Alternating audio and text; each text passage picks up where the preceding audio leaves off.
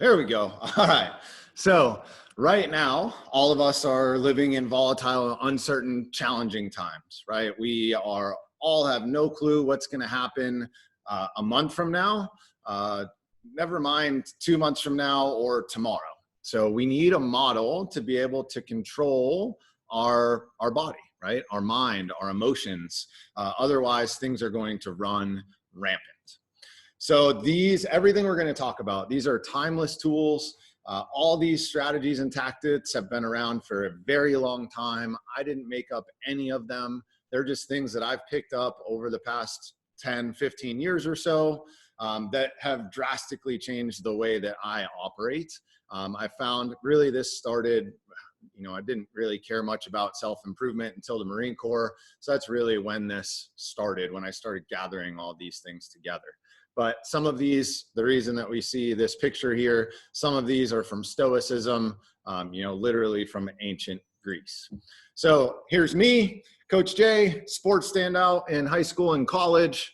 The first time I went, and Marine, as you can see here, here's me hanging out in the desert, super fun. Husband and father, one little girl named Evelyn, and my wife, Emma, who we own the gym with, is awesome and amazing. Started coaching CrossFit in 2009 when the Marine Corps sent me to go and start coaching folks. Went to the College of Charleston, graduated from there in 2014 with a degree in finance, and then opened Locomotion Fitness with my wife, where we've been coming up on 3 years now. So these are all the good things that I've done, right? The Marine Corps has, really helped me with mental toughness and with grit and developing fortitude, which is really what sparked this process for me. CrossFit has changed one of our 5 pillars of health for me, the fitness side, obviously. And so I've gradually just started to be able to integrate things over time. Now, on the flip side of that coin, there's also the dark side of Coach Jay, and addiction running rampant in my family. Mother, father, also extended family on both sides. My parents divorced when I was very young, right? So my parents got divorced when I was 2 years old. So coming from a fairly unstable home, again, we had some struggle with addiction from my parents. So that led to myself turning into an addict. So starting at 12 years old, I was, drinking, smoking cigarettes. Starting at 14 years old, some of the powdered drugs. And then by 16, 17, I was a full-blown heroin addict. And so this is just to say that no matter where you are, it is never too late to get started on this path. Not many people know this one, but not only wasn't I an addict before I joined the Marine Corps, but I also had a relapse after I got out. So even if we get started with some of these routines and some of the strategies and the tactics that I'm using, life's going to throw you a curveball. You're going to fall off, but that is okay. It is okay to fall off. Your job is to just get back on the wagon. So I've felt like a failure many, many times. Now, though, thank goodness we're on the other side of that. And my mission now is to lead others to self-mastery and freedom. So those two, leadership and freedom, are my personal core values. That is what I filter everything through in my life to decide if it's something that I want to do. When I say freedom, I don't mean like freedom from a patriotic standpoint. What I'm talking about with freedom is, do you have enough wealth to create choice? And notice wealth here is in quotes. I don't necessarily mean money wealth, right? You could have freedom of time, right? Do you have enough time to choose or be able to do hobbies or hang out with family, to do things that you want to do?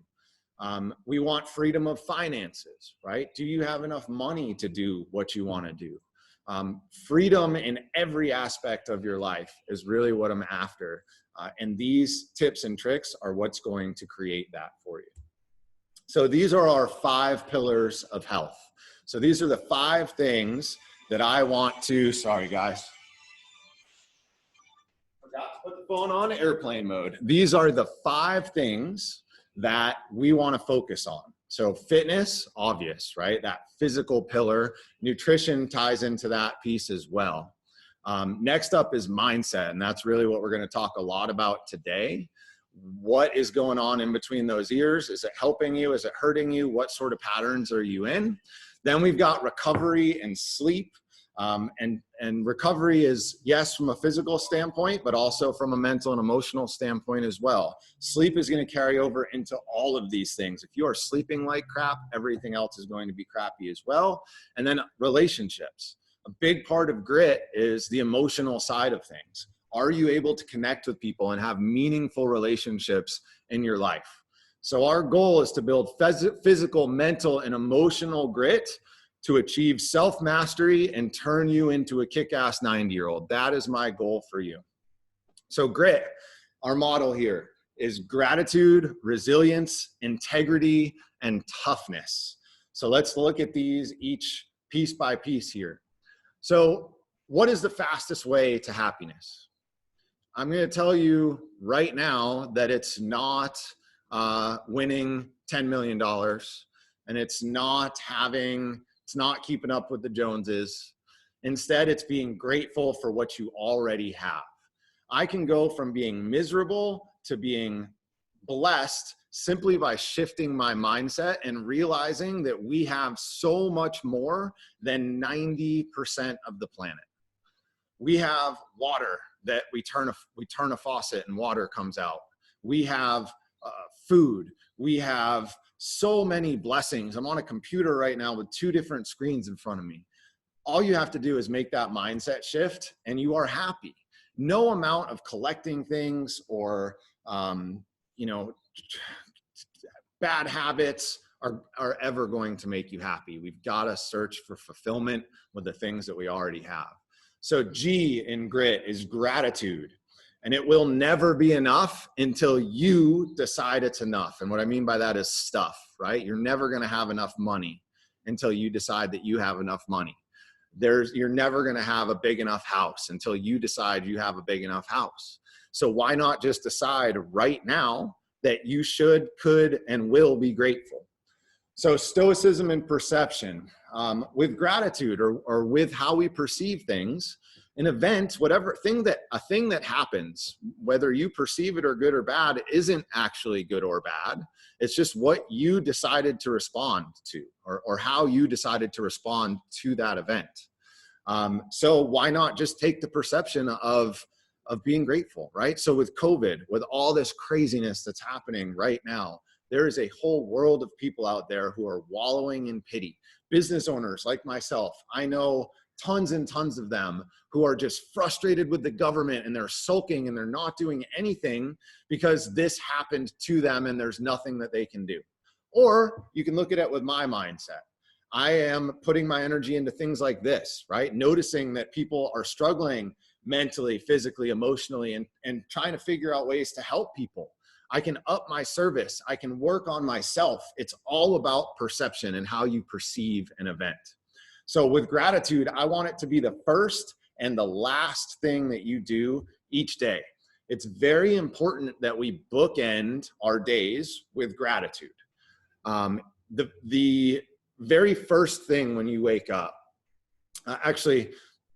when you first wake up, we're setting a tone. Let me go back a slide here. We're setting a tone for the day. And if I wake up and I grab my phone, the very first thing, and I open Facebook or I open the news and I see, something absolutely miserable on there, that is going to be in your mind and flavor your mood for the rest of the day. It might be subconscious, but it's going to make a difference. In the evenings, when I lay down to go to bed, if I am just wired watching TV, watching some crazy action movie, stuff's blowing up left and right, I am going to have a hard time falling asleep, but B, I'm not setting myself up for success the next day. So first and last thing of the day, gratitude. Now, this is our gratitude morning routine. So I wanted to just focus on the mornings because they're so important in feeling in control and feeling grateful for the day. So I call this the morning flow, and it's designed to get things flowing. So we want to start the flow with a positive thought as soon as we open our eyes. We just talked about that. Then we're going to make water flow. We want to let words flow. Breath is going to flow from us. Our body is going to flow in movement. Our mind is going to get flowing with either meditation, visualization, or both. And then we're going to flow or ease right into our day. So positive thought and rehydration. Again, first 3 to 5 minutes, very important, set the tone. So before your feet even hit the ground, you pop your eyes open in bed and you think a grateful thought. Man, I'm so glad that I'm here today. I have, every former leader would give their entire fortune to be back to have today, and you just woke up and you have the day. Then we're going to go right to our faucet and we're going to grab a large glass of water and we're going to chug-a-lug that whole water. So overnight, our body gets dehydrated. We lose a ton of air through perspiration and through breathing overnight. So we really want to make sure that we're recharging that battery, topping off our water. As you're drinking that water, I want you to, again, this is the gratitude morning routine. I want you to feel some gratitude. Like I mentioned a moment ago, there are a large percentage of people on this planet who have to walk 5 miles each way to go and get their water, right? And you literally had to take a couple of steps, turn on a faucet, and you have this beautiful glass of water right in front of you right then. Just that you should have tons of gratitude for. Keith, I know that you went and, are up in Antarctica. Man, talk about the blessing to be able to just be climate controlled and get up and go get a glass of water. Next up, letting words flow. So for words flowing, this is journaling is what I'm talking about here. So 2 ways that I'm going to recommend that you journal, and it really just depends on what works for you. There is no right or wrong. First one is free writing. And if you've read The Artist's Way by, I want to say it's Julia Cameron, but I can never remember her first name. She has an exercise that she calls the morning pages.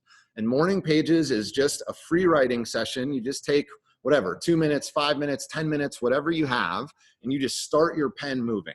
And whatever comes out of your brain, whatever comes out of that monkey mind, you just word vomit right onto the page. And you would be amazed at how cathartic that is. How to take that, it's like it's flowing around in your brain. You can't get it to shut up. You write it on the page and then it's out. And you will feel so much better. Then we've got a guided journaling session. And this is what I do in the morning. So I use free writing more in the evening. I do a guided journaling practice in the morning. And if you're just getting started with journaling, I'd recommend you do the guided version just because, it can be hard in the beginning until you get into the groove to get that free flow. So back to gratitude again. 1 to 3 things you're grateful for, write them down. Next up, what are you excited about today? What is the thing that is lighting you up? So today in my journal, when I did this exercise, right now is what I wrote down. I am so pumped to give this webinar for you guys and to start spreading this message. This is something that I'm going to continue on with way past this webinar when we reopen the gym. This is a program that I fully intend to build out. I've had a lot of time to think, and this is something that I think is worth my time. So what are you excited for? Purpose. And your purpose isn't like, what is the purpose of you writing in the journal right now? Or what is the purpose of my day today? But instead, I want you to think meta with your purpose here. What are you on this planet for? I know it is a big question, and that's why we journal about it every day. It'll slowly start to change over time. But I want you in the morning, first thing, to make a connection to your purpose, the one thing that you are here for right now. And like I said in one of the earlier slides, my purpose is to lead others to self-mastery so that they can begin to develop discipline and freedom. That is the reason that I'm on this earth. My passions are coaching. So I want you to write down your purpose every single morning. Next up, what is the most important action that you can take that is going to move you closer to your purpose? today. So now we are being specific. What is the thing today, the number one thing that you can do that's going to move you towards fulfilling your purpose? And this just makes it a whole lot easier. One of the steps that we have later on in the routine is to dirt dive our day, to take a look at our day and walk through it step by step. Well, if I'm writing down my purpose and my most important actions, that's really going to highlight anything that maybe I put on my schedule, but maybe I don't want there, right? Maybe I wrote it down because I had to, or it felt urgent at the time. But we also can use this to eliminate. And then finally, service. Who or what are you going to serve today? Very important that we have a service component. You are here for the greater good. And that is the only way that you're going to feel purposeful and driven. So I need you to make sure that every day we think about who or what can we serve. Breathing practice. So we want to use our breath, and this is an acquired skill, to develop our central nervous system, right? Our breath is what triggers our fight or flight response or rest and digest response. So our sympathetic or parasympathetic nervous system, depending on how I'm breathing. So if I'm short, shallow breaths, right, where I'm, or even just not paying attention, I'm typing on my computer and I'm just taking shallow breaths, and I'm taking 20 breaths a minute, that is really, really going to tap you into that fight or flight response. You're going to feel stressed out. You're not going to be able to focus and rest or digest. So we want to make sure, sorry guys, let me share my screen back up here. We want to make sure that we are breathing deeply, and we want to do our 3-part breath. So 3-part breath is, we're going to breathe in. Let me scooch back a little bit here. We're going to breathe in first to our belly. So I breathe in to my belly. We see that expand. Second, I'm going to use my diaphragm to pull air down. So that's my rib cage now expanding. Third, I'm going to think about packing air into my chest. And when we do this, you'll even see the shoulders rise as we pull that air in. Now on the way out, we're going to do it in reverse. So first it comes from the chest. Then we push the diaphragm in. Then we suck in the belly, right? So that is our 3-part breath. And it's very important when we do our breathing practice that we think about that 3-part breath. The other thing that I want you to be sure you're thinking about is your nasal breathing. So we always should be breathing through our nose. The only exception to that rule is if you are doing very high intensity exercise. High intensity exercise is the one time that we would be breathing through our mouth. But even just going for a long steady state run, you should be nostril breathing. Well, I'm talking about like you're doing 100 burpees for time. Okay, that's when it's okay to be breathing through our mouth. But when in our day to day, when we are just moving around, if you're going for a walk, I want you to focus on nostril breathing, because breathing through your nose heats or cools air as needed. It acts as a filter, and it is going to allow you to use the right musculature when you breathe. So very important. If I mouth breathe, I'm going to be a lot more likely to pull it up into my chest. All right, so a couple of breathing drills here. First one is what's called box breathing. And box breathing is from a guy named Mark Devine from a company called Unbeatable Mind. And box breathing is just a square of breathing where our inhale time, our hold at the top, our exhale time, and our hold at the bottom are all the same length of time. So I recommend starting with a 5 count. So it'll be a 5 count in, 5 count hold, 5 count out, 5 count hold. So let's do one together here. So again, focus on that 3-part breathing. You're going to start with your belly, then your ribs, then your chest, and we're going to breathe only through our nose. I'm going to be talking, so I won't be able to go quite as long, but we're going to do 5 count in. Here we go. Ready? Inhale. 1, 2, 3, 4, 5. Now hold. 2, 3, 4, 5. Exhale. 2, 3, 4, 5. Hold. 2, 3, 4, 5. So that is our box breathing, guys. And if you could do 5 minutes of that in the morning, work your way up to maybe 10, 15 minutes, you'll be blown away at the difference that that makes. Next up, we've got our Wim Hof breathing. And so Wim Hof is the guy that you see in the ice here in this picture. His control over his physiology is absolutely insane. So this guy climbed to base camp at Everest in shorts. He regularly swims in ice like this. Scientists have studied him. We're going to talk about our brain here in a second. He has control over functions of the body that science didn't think it was possible to control. And one of the things that he attributes this to is breath work. And so Wim Hof breathing is basically a controlled hyperventilation.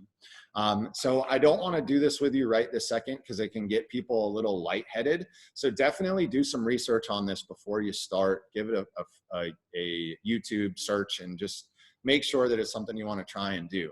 But it's basically a cycle of 30 breaths, and they're controlled hyperventilation. It looks like this.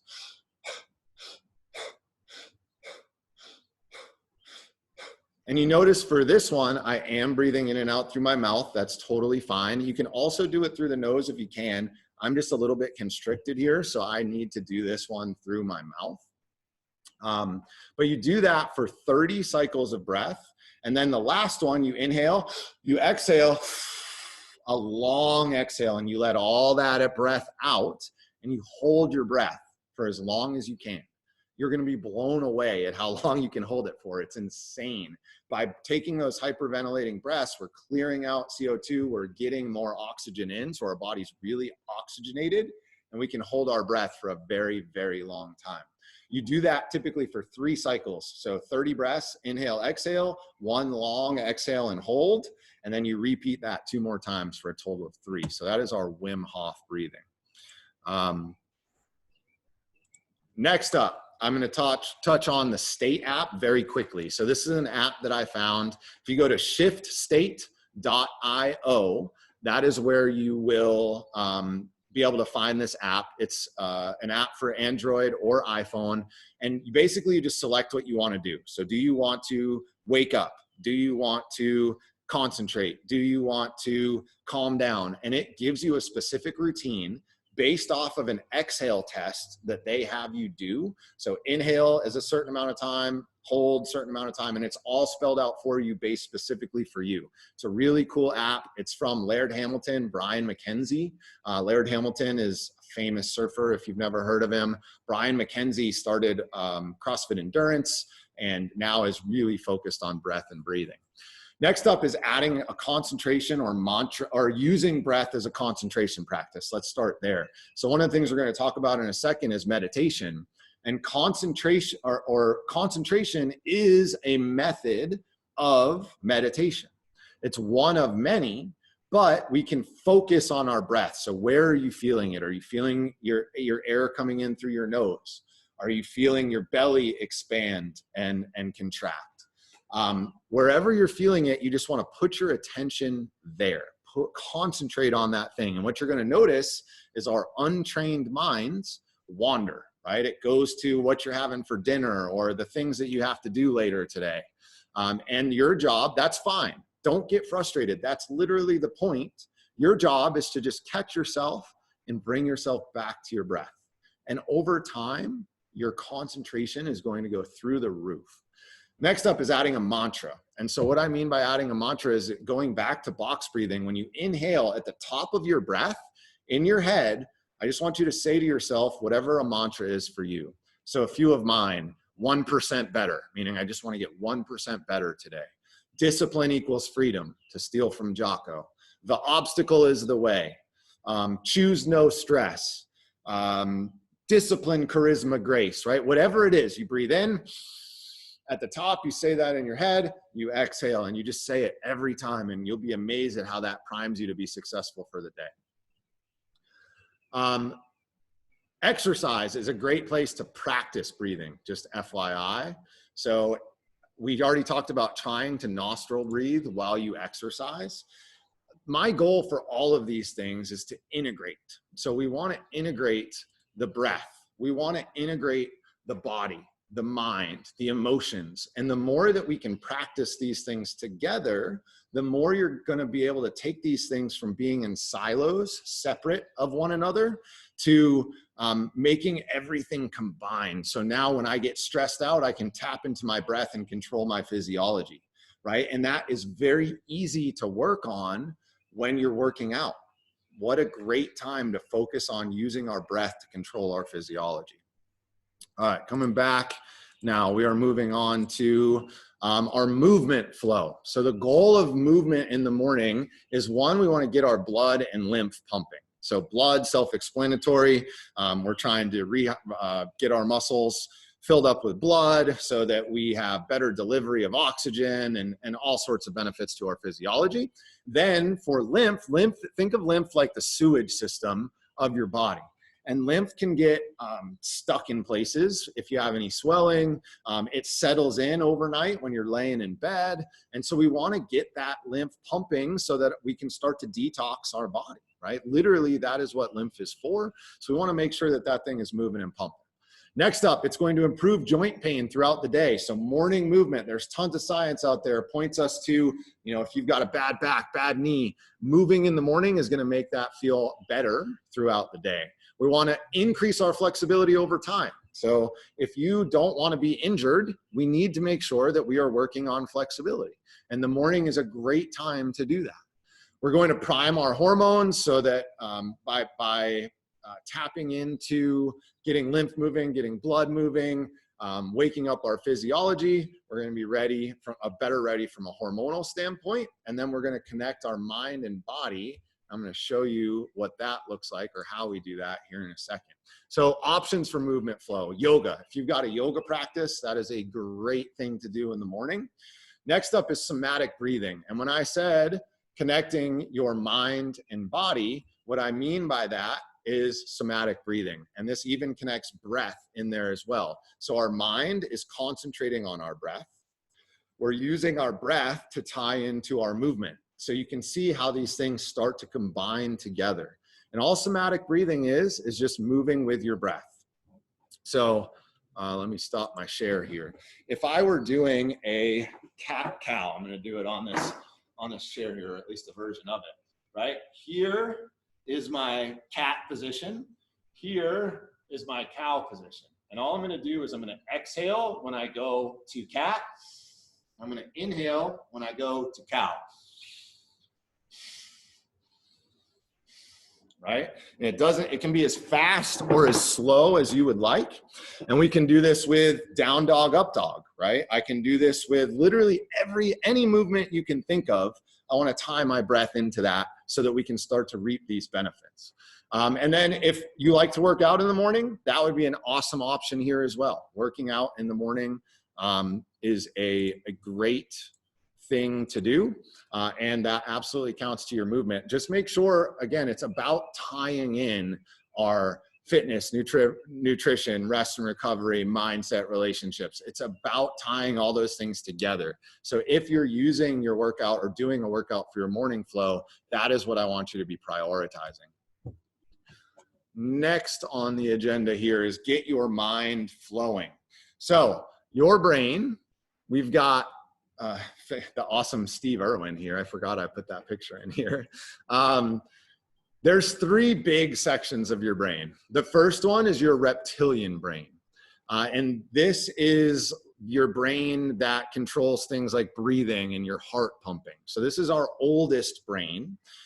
It is really not much we can do to control it unless you are a very advanced practitioner, which, like I said, Wim Hof, for instance, has some control, they think, over those functions, which is crazy. Then we've got the mammalian brain, which is newer, a more recent addition than the reptilian brain. And this is things like belonging to a tribe and anxiety, right? This is where your emotions live. Then we've got our monkey mind. And our monkey mind is the newest addition. It's our neocortex. If you've ever heard the term right brain or left brain, this is the monkey mind. This is where our executive functions are when we're thinking, planning. This is where creativity lies, or organization, right? Your job is to be the zookeeper.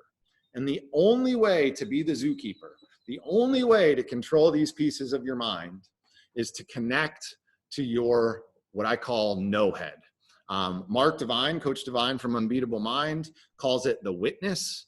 You know, in Buddhism, this is, oh, I'm going to draw a blank on the word. If anybody knows the word from the Buddhists, type it in the chat because I cannot remember it right now.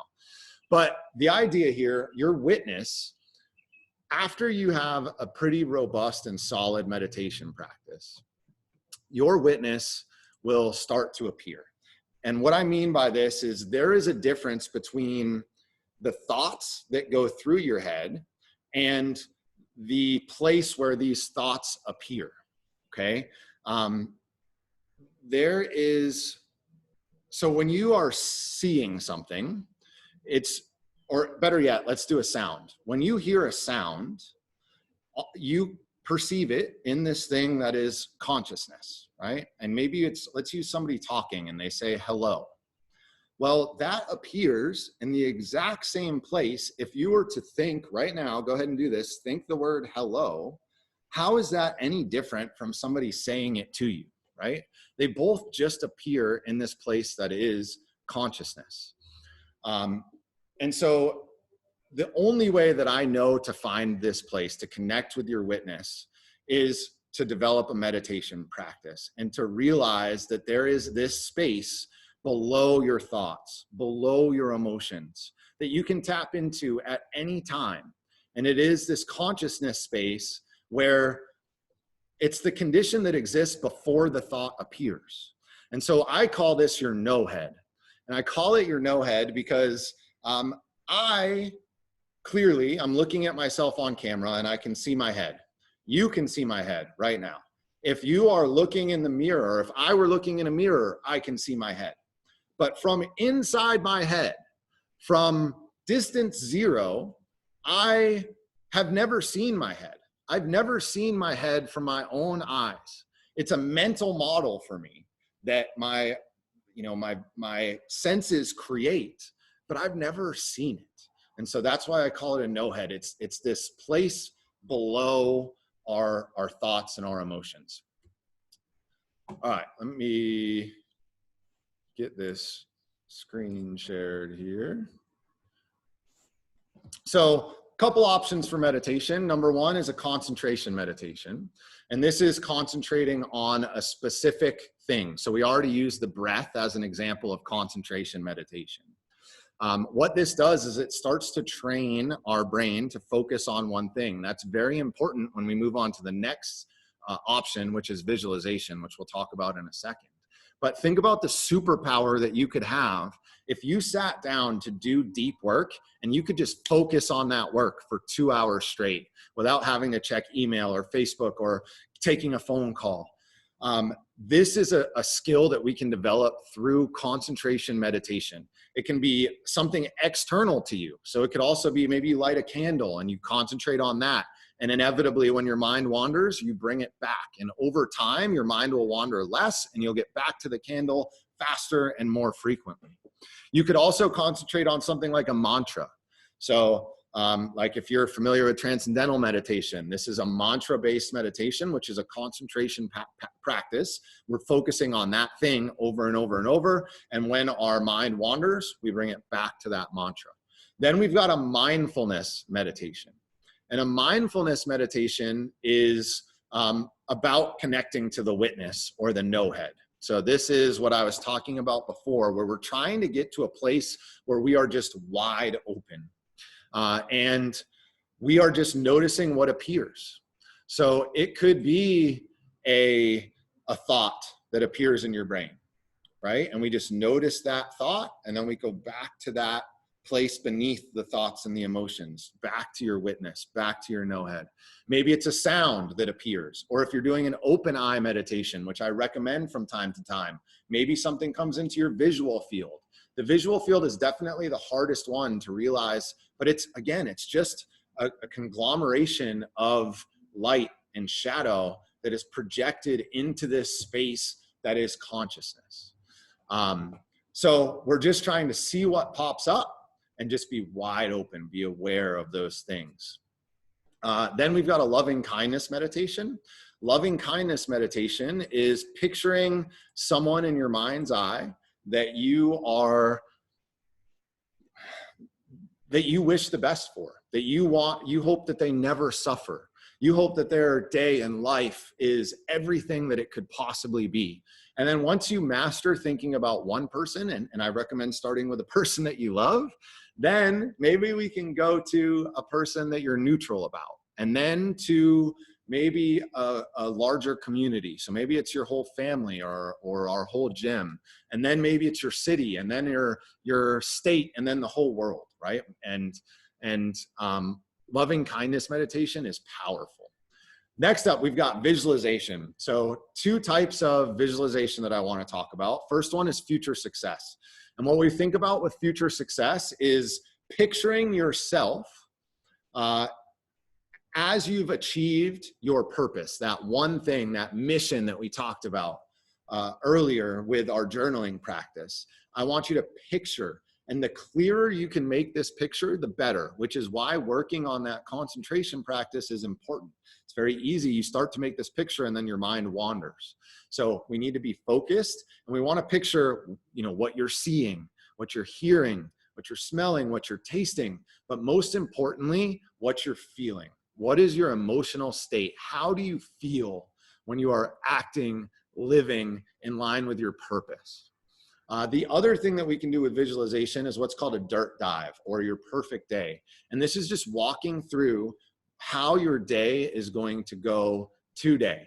What is, like, for every moment, what are you going to be doing? Where are you going to be? How is it going to go? Walking through your actions, and again, attaching some feelings to those things of you being successful, you succeeding. So that is our perfect day. You could also do this for a very specific thing. So like Michael Phelps, for example, is famous for thinking about every single stroke exactly in his swimming, like where he would be in the pool, what he would be doing with every single stroke. All right, moving along here. So that is the end of our gratitude. That is the longest one by far, guys, just FYI. This will come much quicker now. So now we're moving into resilience. So with resilience, a lot of times people say that resilience is the ability to bounce back. And I don't think that that's what resilience is. I don't think you can bounce back, because we cannot go backwards. The only thing that we can do is forge on forwards. And the thing that happened to you is going to make you different. And depending on the event, it could make a small difference or it could make a huge difference. But that's okay, because we can use that thing that happened and we can use it to flip it positive, to turn you into a better person, a smarter you. So there is no bouncing back, only forging forward as a different, smarter you, so that you can stay on mission. So the first thing with resilience I want to talk about is we're just going to touch on Stoic philosophy. And in Stoicism, there's 3 things, and we already touched on perception here, right? We talked about perception with gratitude, and that's seeing things for what they are. Which is just a thing, right? Not attaching an emotional value to it, because that anything could be good or bad depending on how you take it. Then we've got action. This is the second big piece of Stoic philosophy. And what I want to get across with action is it's what you do, not what you think or say, that people care about. So we need to make sure, I don't care how in line or how much you think about your mission, your vision, your values, if you are not taking action in line with those things, it doesn't matter to you and it won't matter to other people. The third piece of Stoic philosophy that is going to help with resilience is will. And will is just the fact that no one can break you until you give them permission to do so. So if you've ever seen the movie, dang it, what's the name of that movie with the commander? Unbreakable, Untouchable, Unbroken. So if you've ever seen the book or seen the movie Unbroken or read the book, which the book is amazing, this is about the commander, and he has a paradox named after it. It'll come to me in a second. But he was in this prison camp, that as a prisoner of war, and he refused to break.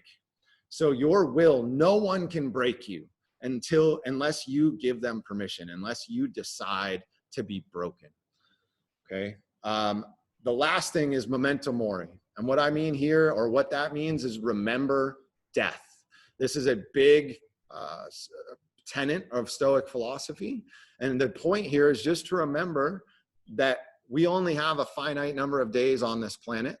Stockdale, by the way, Stockdale is the commander that I was referring to with Will. We only have a certain number of days on this planet, and we need to make sure that we make them count. So we need to not stay knocked on our ass for too long when something knocks us down. Remember, we need to be resilient. We need to get back up. Now, it's okay to sulk for a little bit. We can't just ignore our emotions, but we also can't let it knock us out of the fight for too long.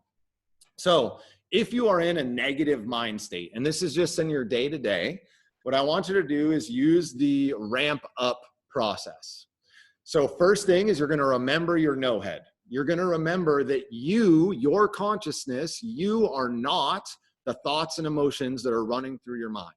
There's a place below that. There's a place before that. And we need to connect to that place so that we can stop or realize that these are just thoughts and emotions running through our mind right now. Then we need to stop the negative loop with an affirmation, or simply just saying stop. Now, I like to use the positive instead of the negative. So instead of saying stop or quit it, I say you got this, or the obstacle is the way, right? We need to, in our mind, say something that's going to stop that negative loop.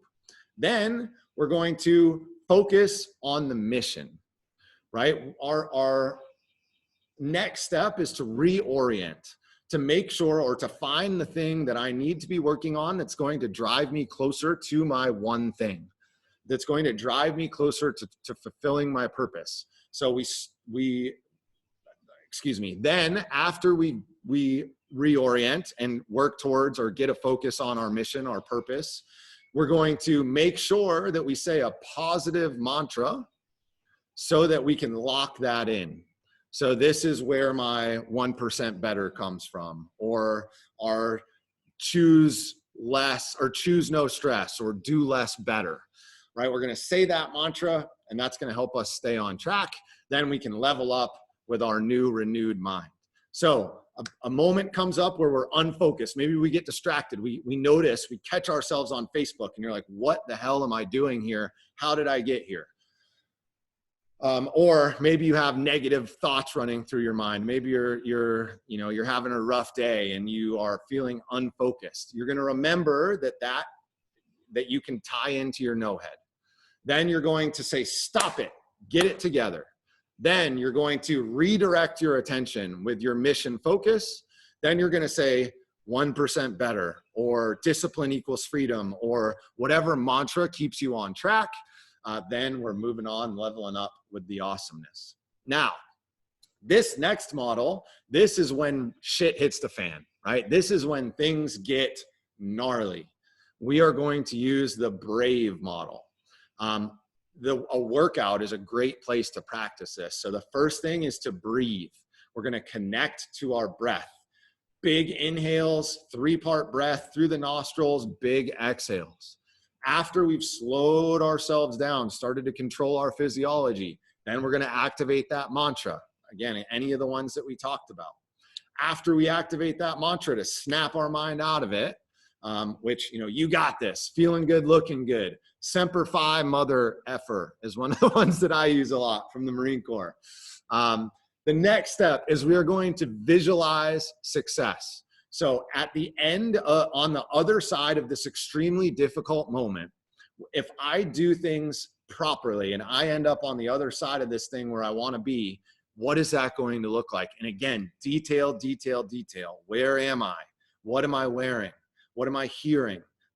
But most importantly, what does it feel like? And then finally, we're going to energize ourselves with a micro goal. So again, to the workout analogy, if you are if you've got 150 squats to do and you've done 50 reps and you've got 100 to go and you hit a wall and you need to utilize this brave model, we need to make sure that the last step isn't, okay, only 100 more, because that's just going to put you right back into a negative mind state. Instead, we are going to say, okay, only 10 more squats, right? Only 10 more squats. All right, moving right along. I just saw a chat pop up. I'm going to get in there and look in 1 second. So that's our brave model. Next up, we're moving on to the I, which is integrity. Let me stop my screen share just for a moment here so I can check that chat.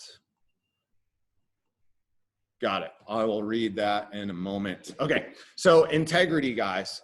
Integrity is when things get hard, temptation appears, right? It is very easy to get tempted when shit hits the fan and life gets hard and you are like, I could just cut this corner and no one would know and everything's gonna be fine.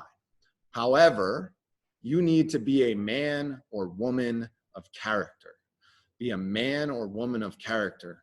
Integrity, getting anywhere in life is not worth it if you didn't have the integrity to help get you there. So what is character? Did a lot of thinking about this.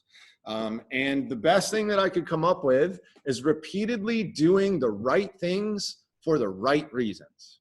That is character. I'll say it again because it's important. Repeatedly doing the right things for the right reasons.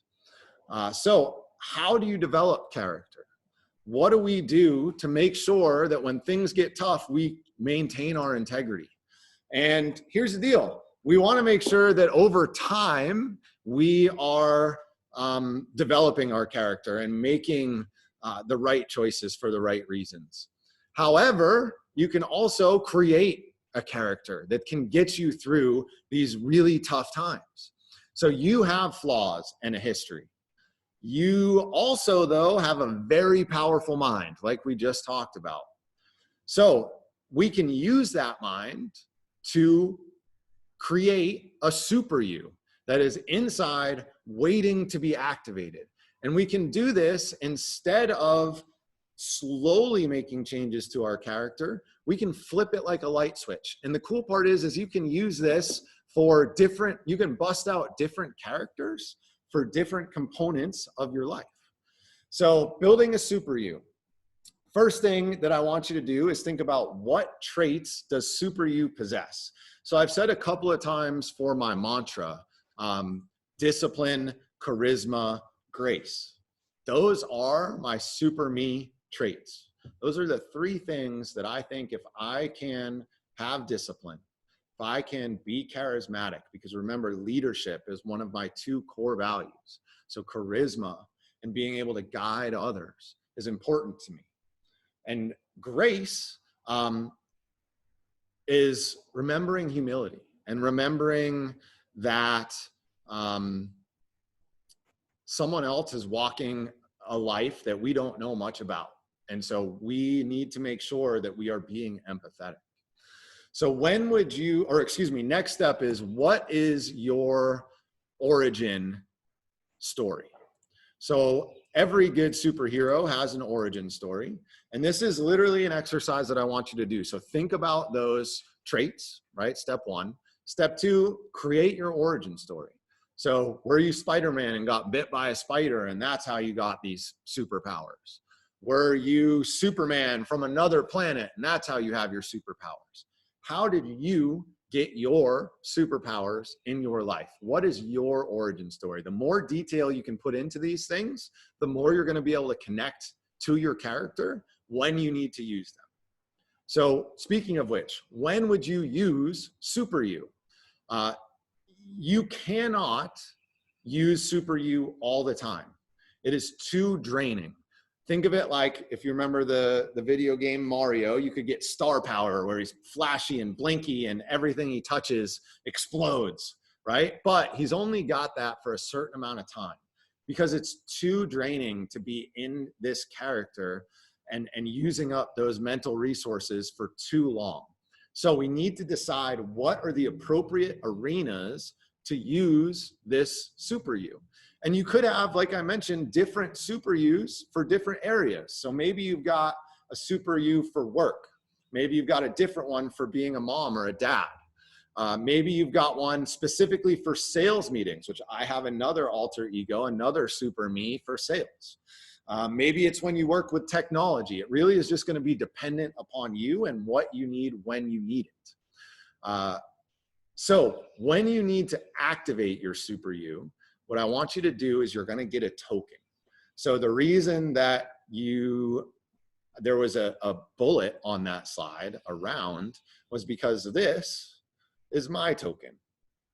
So I am tapped into my super me right now for this presentation. So I have those traits of discipline, charisma, and grace flowing through me right now. And it really is like a superpower. It's insane. So when you need to use your superpower, you're going to activate it with a token. Maybe you rub it with your fingers. Maybe it's a hat that you put on.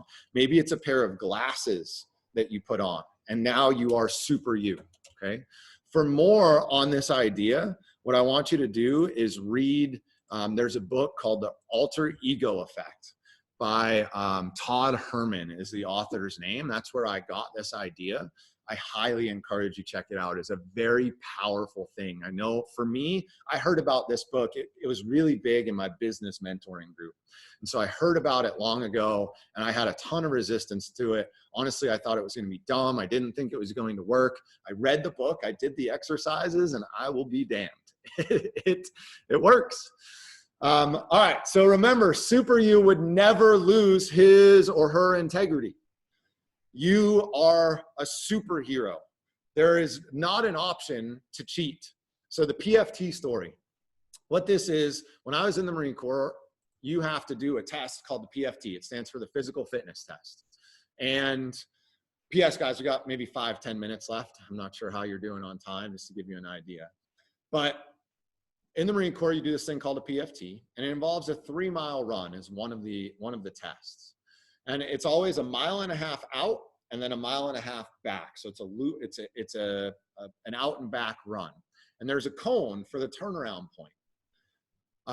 You have to run around the cone and make your way back in order to hit 3 miles. Well, I was a sergeant in the Marine Corps and had a bunch of my junior Marines going through the PFT, and they had to meet a certain time. And if they didn't meet a certain time, they would have some remedial work that they had to do.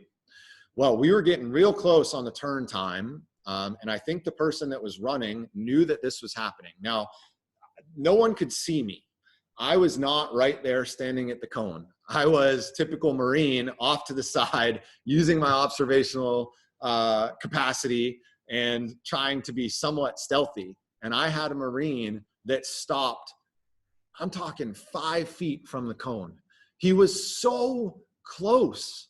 There was no, I mean, it took a second or 2 seconds to make up the difference, but he stopped before the cone, and he stopped before the cone intentionally. So now that completely pulls my trust from him and everything else that we're doing. And I would think that it would make him realize that, man, he didn't earn the things that he had to do. So even if you don't have somebody standing at the cone, someone is eventually going to notice if you lose your integrity. And when somebody notices, what are you going to tell your son or daughter, your mom or dad, somebody who cares about you? What are you going to tell them when you lose that integrity, right? Even if no one else notices, you will know, which totally taints and destroys the meaning to the thing that you just did. You must stay the course with your integrity. I'm sorry, guys. I didn't realize that I was not sharing my screen. Going back to that. So last but not least now, we're moving on to toughness. So this is a quote from Edith Hamilton that struck me with toughness. Be lovers of beauty without having lost the taste of simplicity, and lovers of wisdom without the loss of manly vigor. So the reason that I chose this quote is because everybody associates toughness with being, you know, an alpha male, or, you know, with, you know, you can't have control over your emotions, or you can't meditate because that makes you untough or not tough, which is total bullshit and couldn't be farther from the truth. Okay. The goal is to love wisdom. The goal is to love beautiful things and be connected with your emotions and be empathetic, but also not to lose the connection to being somebody that has grit and toughness and can work their way through hard situations. Life is hard, right? Life is difficult. It's not peaches. And guess what? You wouldn't want it to be. Okay. So first thing is, when bad shit happens, you need to own it. You are responsible for everything in your sphere. I don't care if it was you, if it was one of your employees, if it was Joe Schmo who ran a red light and you got in a car accident. You need to own it. You need to think about how you contributed to that situation. That is step one. Until you do that, if you put the blame on somebody else, you are never going to be able to develop mental toughness. You are never going to have grit. Own it. Then you can get to work. Remember, the obstacle is the way. Taking it back to Stoic philosophy. This is something that Marcus Aurelius said in Meditations. The impediment to action advances action. What's in the way becomes the way. I think I butchered the second sentence there, but you get the idea. If life was easy, you would be freaking bored. I promise you. We aren't here to skate through. We are here to fulfill our purpose, to drive towards our mission, to serve other people. So, obstacle is always going to cause fear. They're going to cause anxiety. What's your plan to get through that? And very important that we need to have a plan. There needs to be a plan, because if there's not, you're going to flounder, you're going to waver, and you're going to do something that you're not proud of. So here's the deal with fear. I want you to first identify your fears. What are you afraid of? Is it heights? Is it failure? Is it working out because you're afraid you're not going to fit in? Whatever. Identify that thing. Then you're going to do fear setting. And what fear setting is basically walking through the worst case scenario and writing down, okay, if what I'm thinking actually happened, what's going to happen in my life? So let's say you are interested in starting a company, but you're not sure the company that you're currently working for is going to support your decision, and they're going to fire you when you go and do this. You decide to start the company anyway. In your mind, this is what you think. You decide to start the company anyway, and you get fired. What happens? Okay, you lose your income. You maybe are, you feel like you let down your coworkers. Write it down in detail, all the negative things that happened. And when you do this and you look them over, you're going to be surprised at the worst case scenario. Really, like, I'm going to be able to get through this. I'm going to be able to survive. I'm going to be able to get to the other side. So when we identify and confront these fears and work them out in our head, then we know that it's not that bad. And that fear gets a lot smaller in our mind. So we're going to make sure we make a plan with fear. That's step number 3. What is the outcome that we're after? Why are you taking this step that has you scared, right? Focus on that. It's going to make it a lot more easier to take the step through fear, or to walk towards fear. Then after you think about that, the next step is to decide, what habits do you need to implement so that you can start to work towards that outcome? Because if you think about it as one big giant chunk, it's going to be very hard to take action. If you think about, okay, I just need to do tiny thing A, B, and C, and if I repeat those on a regular basis, then I'm going to get through this and get to the other side. So deciding on what are the 1 or 2 small things that you can do, and then we're going to do them. We're going to take those small, courageous acts. The other thing with fear is partner with courageous people. So the people that you have around you are going to drastically affect the outcomes that you have in your life. You are the average of the 5 people that you hang out with most. Remember that. Partner with courageous people.